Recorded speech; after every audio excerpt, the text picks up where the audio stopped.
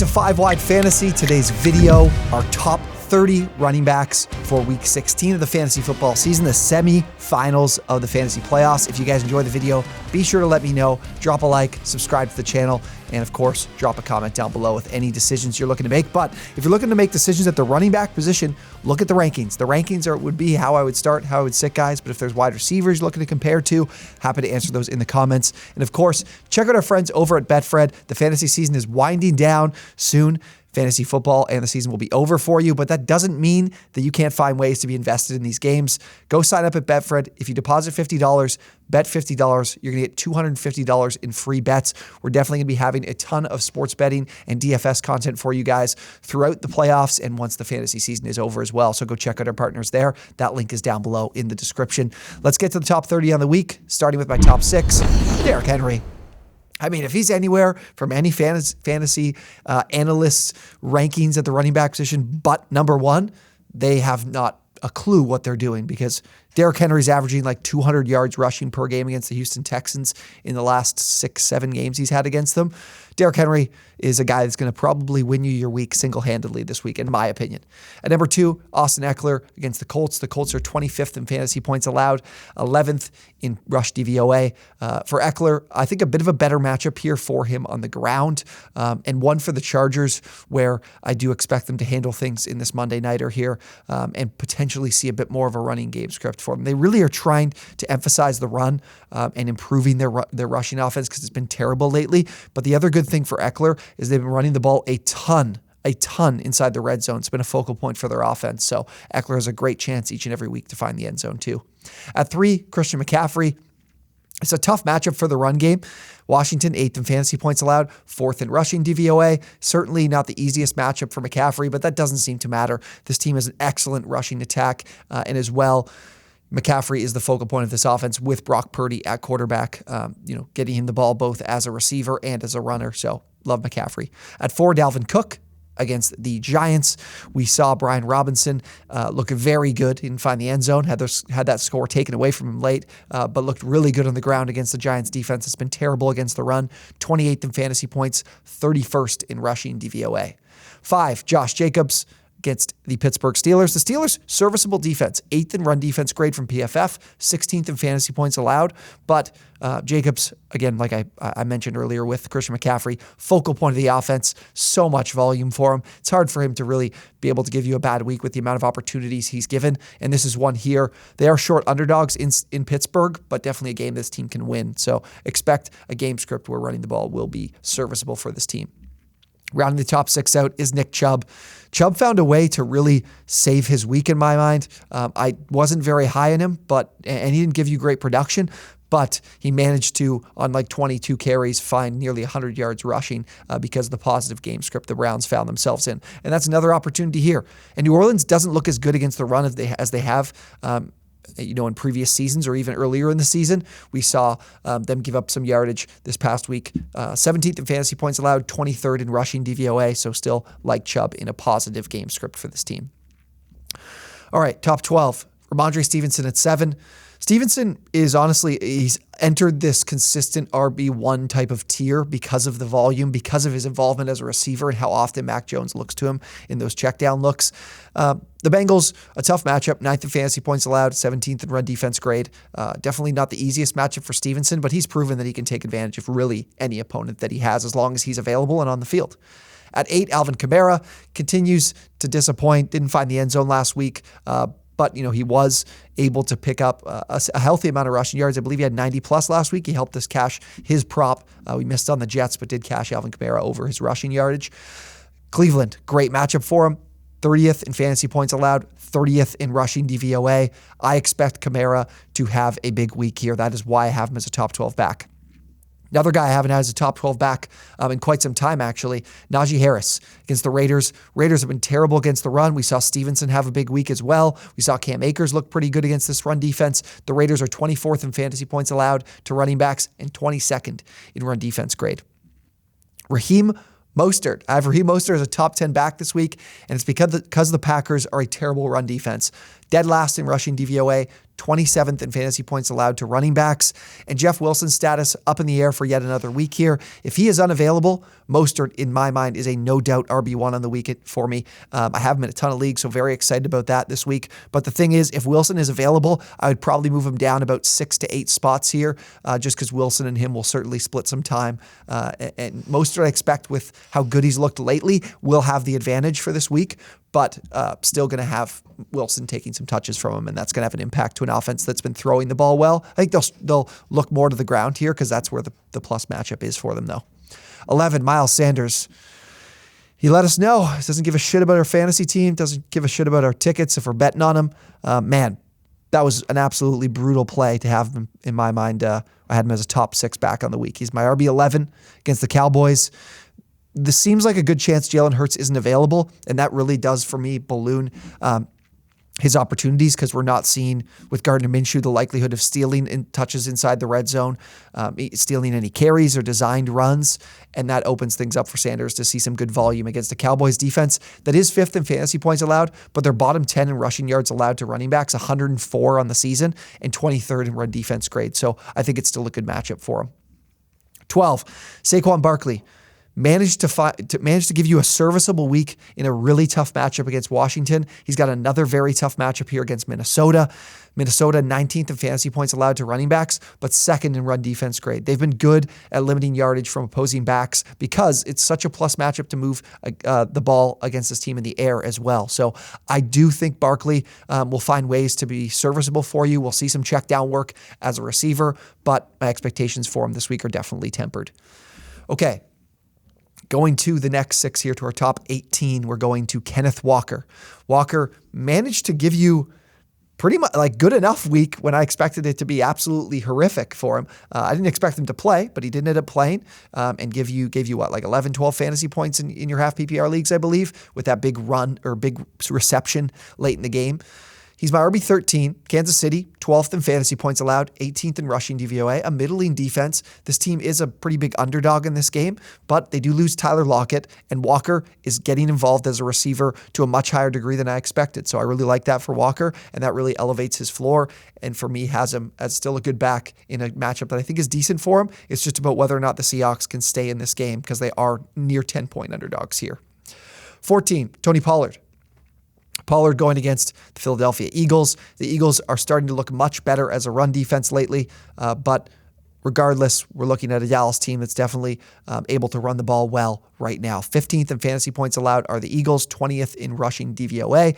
So I don't have Pollard as a top 12 back this week, but the Cowboys favored in this game with the potential of Jalen Hurts not being available. I don't expect Hurts to be available, to be honest. I was sent a quote from Nick Sirianni of like, I'm not ruling him out this week because he's not human or he's so superhuman or whatever in terms of healing ability. So to me, that tells me if the game was tomorrow, he's not playing. So I don't know how much will change in that time period. 15, Travis Etienne against the Jets. Jets a very good defense, 7th in fantasy points allowed to running backs, 6th in rush DVOA. We saw Etienne have a solid week last week against the Dallas Cowboys defense. I think here against the Jets, competitive game script in this game, low total. Etienne should still see some good volume. And this is kind of where I have him in like middling to lower matchups would be right here because just his volume, his opportunity as a receiver as well keeps him at a high floor. 16, Isaiah Pacheco against Seattle. Seattle's a great matchup for running backs. Yet another one here for the Kansas City running backs where we have both of these guys in my top 24, top 25 on the week. Pacheco, the Seattle defense, 31st in fantasy points allowed, 28th in rush DVOA. Definitely a good one here. Pacheco is their guy on the ground. I know McKinnon's coming off a couple massive weeks. He happens to find the end zone. He's done a great job being able to create some explosive plays. Pacheco is their guy, though, in goal-to-go situations. So I do like Pacheco this week quite a bit. At 17, Joe Mixon. We haven't talked about him yet. New England, good defense against fantasy running backs. 2nd in fantasy points allowed, 9th in rush DVOA. Mixon splitting time with Samaje Perine. Perine snaps are pretty solid. They're limiting what is. The reason we love Mixon is because he gets so many opportunities. He's the exclusive guy. But Perine played well in his absence and has earned more opportunities, so that's had an impact on Mixon in terms of my rankings. 18, J.K. Dobbins. Look, I don't get it. Dobbins Can't break big plays. He's had opportunities to score touchdowns on these sizable holes this offensive line has created for him, and he just doesn't have the breakaway speed right now because he's just nowhere near 100%. But it's clear Harbaugh goes to him as the number one guy. I have to respect his football IQ, his vision to find these types of areas on the field and create despite the lack of speed. Dobbins is the RB1. The Ravens going against an Atlanta defense that's 21st in fantasy points allowed to running backs, 26th in rush DVOA. They're favorites in this game. Atlanta has absolutely no offense. I think Dobbins, now exclusively, is a good play. He's going to be the number one guy. I got to leave these injury problems that I have, concerns that I have with him alone, and just tell you this guy's a good play this week. 19, Ezekiel Elliott. We mentioned the matchup here for the Eagles. Elliott is now being surpassed by Pollard in terms of snaps and opportunities, so I have him as a good play, but slightly behind Tony Pollard for the week. 20, Zach Moss. I was shocked. There were a few people in the comments of our waiver wire video saying that they think Deion Jackson will be the guy. Look, I would love nothing more than Deion Jackson to be the guy. I told everybody, let's pick him up. I think he'll be the number one guy, but the problem is, Moss was on the field before Taylor got hurt. So that tells me already that they like Moss over Jackson. And then Jackson fumbled late game that basically costed them the game. That was the reason they lost pretty much, because of that fumble. And now they come into a matchup here, very plus matchup, and Moss seems to be the number one to me. I'd be shocked if Jackson is. I like Jackson. I don't really like Moss. Moss wasn't very efficient with his opportunities, but you cannot be fumbling like that. So that's a major problem, I think, for Jackson's role. The Chargers, a very good matchup here. 29th in fantasy points, 30th in run defense grade. They've looked good, the Chargers defense lately, but I still think the Colts are going to run the ball a ton in this game, a ton. So I like Moss a lot. 21, Aaron Jones. Jones coming off a pretty mediocre, not a great week for you. Now he matches up with the Miami Dolphins, and the Dolphins are another good run defense. 18th in fantasy points allowed, but 5th in run defense grade. Have a great front to stop the run. Jones' opportunities in fantasy opportunities for fantasy points are going to come as a receiver and potentially converting some red zone touches into scores. But the Packers really look to the pass in the red zone. I guess I missed that Aaron Jones found the end zone. I completely forgot about that. So he gave you actually a pretty solid week. Connor, 22, James Conner against Tampa Bay. I mean, is Colt McCoy going to be available? Are we going to get Trace McSorley? Regardless, they'll probably lean on the run game here, which isn't a great thing to do against Tampa Bay, who are solid run defense, 12th in DVOA, 6th in fantasy points allowed to running backs. Still think Connor's a solid play for you, but I'm a little bit concerned with the offense and ability to score. If we don't have that, what can Connor give us in terms of floor? 23, James Cook. This is probably my bigger, sticking my neck out type of opinion from my rankings this week. Singletary was not good, really not good against the Dolphins. Cook was much better. Their snaps were close. Singletary had a slight advantage, I believe. But Cook getting involved as a receiver was the more efficient back. We've got a good matchup here against Chicago, who are 26th in fantasy points allowed, 29th in run defense grade. I think Cook is going to have the edge here. I think Cook has the chance to be a really good play for you this week. He's one of my favorite starts for those of you looking at the flex spot. So I would want to start James Cook this week.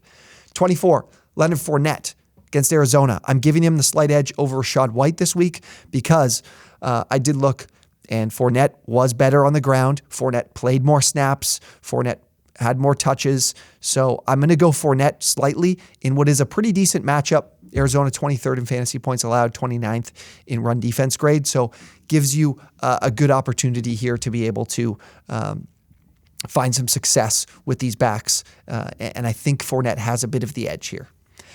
25, JERICK McKinnon, like I mentioned, very good matchup here for Kansas City's rushing attack. McKinnon, I don't want to, I feel like this is a bit disrespectful after the last 2 weeks he's had, but again, he's broken some big receptions on some check down looks, and he's been able to be explosive with some of his carries. But I still think Pacheco's the number one, so I think it makes McKinnon a risky play just because he's not getting all the valuable touches. He's just been able to break some plays, and what if that doesn't happen? It's not a consistent thing to expect week in and week out. 26, Devin Singletary. Like I mentioned, Cook, I think, has the edge. Singletary's, of course, still going to be involved, so he's still a decent flex option for you against that Chicago defense that has not been good the last number of weeks. So regardless of the fact that Miles Sanders had a down week, I think it was just more the Eagles were just pushing the pass game a ton against the Bears. I think the Bills will do something a little bit different here. It's going to be very cold as well in this matchup, too. One of the coldest, I think, on the week, too. 27, D'Onta Foreman. Man, the Panthers got away from the run so quickly against the Steelers. That was a major problem for him. He completely busted. Now the Lions defense, who has been started to really drastically improve in their run defense, 10th in fantasy points allowed to running backs, 19th in rushing DVOA. This isn't that easy of a matchup. Foreman is still the RB1 on this team, but it's still a split. Blackshear's getting touches. We're seeing Chuba Hubbard involved too. So I'm a little bit concerned. They're underdogs at home here, so I'm not as high on Foreman this week. 28, Rachaad White. Like I mentioned, Fournette is still the guy I'm giving the advantage to, like I mentioned. But I do think White will be a serviceable play in a matchup where I expect the Bucs on Christmas Day to take care of business here and win this game. Give me a positive game script, and potentially against this Cardinals defense be more efficient in their carries as well. 29, waiting for a Lions running back against Carolina, Jamal Williams. I have to rank Jamal Williams in my top 30 because he is the guy that's going to score touchdowns, right? He is the guy they go to inside the 5. He is the guy they go to in the red zone to convert goal line opportunities, all three of those things. So Williams could do that, but he's a fucking terrible runner. He's not a good back. I don't love that. I hate that Dan Campbell has this affinity for him, but he'll probably convert a red zone carry into a touchdown. And if I rank him any lower than this, I'm going to be eating crow for it. So play Jamal Williams in a matchup against Carolina that doesn't have a great run defense, 22nd in fantasy points allowed. Jamal Williams can be a serviceable play for you, but he's one of the most frustrating guys in fantasy football in my mind. RB30 for me is Cam Akers to round things out. Denver is giving up over 100 rushing yards per game to running backs, but the thing is because of how good their defense is on a down-to-down basis, there's no scoring opportunities for running backs, so it makes it tough to be able to have a big week. I do think Akers is in for a decent opportunity here because of that defense that I mentioned from Denver. You're just definitely not going to be able to move the ball through the air against them, so I expect Akers to be a big part of their offense, so I think he's still a decent flex play for you. All right, guys that missed. The Jets running backs, Michael Carter ended up playing more snaps than Zonovan Knight and looked much better in his opportunities. So I have him as my RB33. Knight is my RB38. I'm not very high on these guys. I do respect Jacksonville's run defense quite a bit. They're really rounding into form defensively against the run. It's the pass that the Jets will need to take advantage of against Jacksonville in my mind on Thursday night. And it's a very low total in that game too. Any other ones? Montgomery, I expect Khalil Herbert to be back. The Bills defense, very good. I think that's going to be a problem for their back splitting time. I think it's just too risky to play either one of them and will likely be a trailing game script that's 8.5-point underdogs. And then anything from the, what do we got? Cordell Patterson, Latavius Murray. I guess I should mention Murray. Look, I think the Rams are a very good run defense, even without Aaron Donald. Murray, I think the best option here for this Denver offense, if they get Russ back as well, is through the air. We saw Aaron Rodgers look really good yesterday night when he cashed his prop for us through the air. I think that's the way to beat the Rams, and I expect Broncos to go there. I just don't have a lot of confidence in Murray to replicate last week. And Patterson, Baltimore is just no way I'm playing Tyler Algier or Cordell Patterson against Baltimore's run defense. It's just so good. So that's my top 30 on the week. Hopefully we helped you with some start-sit decisions for Week 16, a big week. Hoping we can help you advance. Be sure to come back tomorrow for our wide receiver start-sit video as well as we break down each and every matchup. Again, go sign up with our friends over at Betfred. If you sign up, bet 50, you're going to get $250 in free bets. So an awesome promo there with Betfred. That link is down below in the description. Thank you guys for watching, and we'll see you on the next one.